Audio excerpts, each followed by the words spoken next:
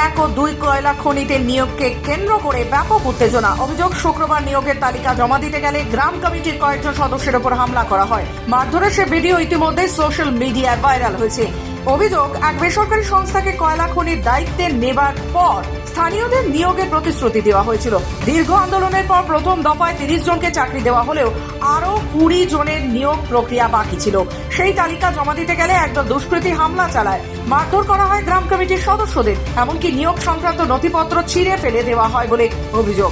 ঘটনার পর আহতরা নিয়ামতপুর ফাঁড়ির পুলিশের দ্বারস্থ হন। তাদের দাবি, এই কয়লা খনির চাকরির জন্য দীর্ঘদিন আন্দোলন করা সত্ত্বেও কিছু প্রভাবশালী মহল অনৈতিকভাবে নিয়োগ প্রক্রিয়াকে বাধা দেওয়ার চেষ্টা করছে। ঘটনাটা হয়েছে, আমরা অনেকদিন আগে, প্রায় 1 বছরের মতো হয়ে গেল, আমরা একটা সমস্ত গ্রাম কমিটি নামে একটা সংগঠন তৈরি করেছি। এইখানে যত কলিয়ারের আশেপাশে গ্রামগুলো আছে এবং বস্তি আছে, 2 নম্বর 3 নম্বর সমস্ত মিলে একটা আমরা কমিটির সিদ্ধান্ত করি এবং এই কমিটির লড়াই হচ্ছে যে আমাদের লোকাল কর্মচারীকে কাজ দেওয়া, ঠিক আছে।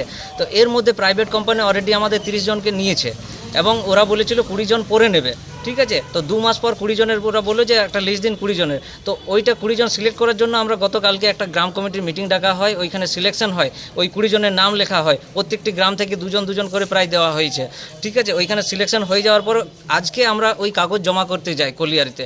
আমরা 3 জন গিয়েছিলাম, আমি, জগাই মাহাতো, স্বপন মাহাতো এবং বিজয় গড়াই, ঠিক আছে। আমরা 3 জন যাই ওখানে কাগজ জমা করতে এবং কিছুক্ষণ পরে ওরা 2 জন আসে।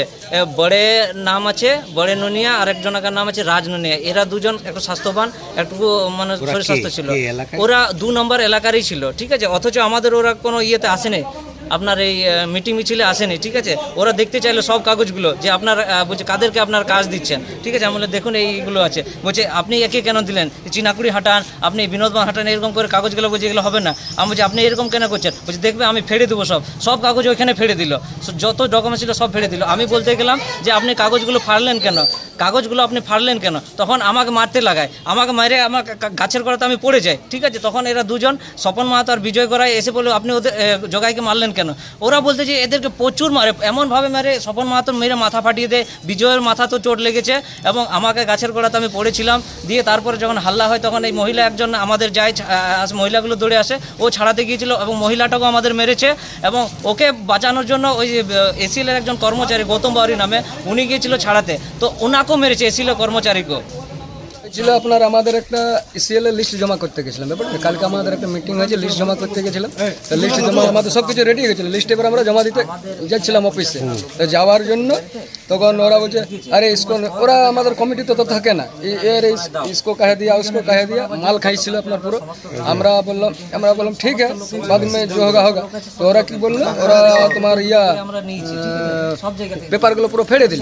পেপারগুলো ফাড়ে দেওয়ার পরে আমরা বললাম কাহে তুমি ফাড়া পেপার, তো বলতে বাবা बन गया पूरा মানে বেল্ট খুলে পরে। তারপরে এরকম দেখুন ভিডিও তো আমাদের আছে, ভিডিও তো আছে, দেখুন ভিডিও দেখলেন। সমস্ত গ্রাম কমিটি নিয়ে একটা কলিয়ারিতে আন্দোলন চলছিল। কলিয়ারিতে কিসের নিয়ে আন্দোলন চালাচ্ছিলেন আপনারা? আমরা তো অনেক দিন ধরেই চালাচ্ছিলাম এটা, যে গ্রামের লোকেরা সবাই এসে পরে কলিয়ারিতে যে প্রাইভেট ছিল সেই জন্য আমরা কাজ নেবার জন্য করছিলাম, যে আমরা গ্রামের লোক আমরা কোথায় যাবো, সেই জন্য আমরা এই আন্দোলন করছিলাম। ওইটা আগেই করেছিলাম, আজ আমাদের ডেট ছিল যে খাতাগুলো জমা দেওয়ার জন্য, আমরা সেই জমা দিতেই গেছিলাম, সেইয়াতে আমাদেরকে মারধর করেছে।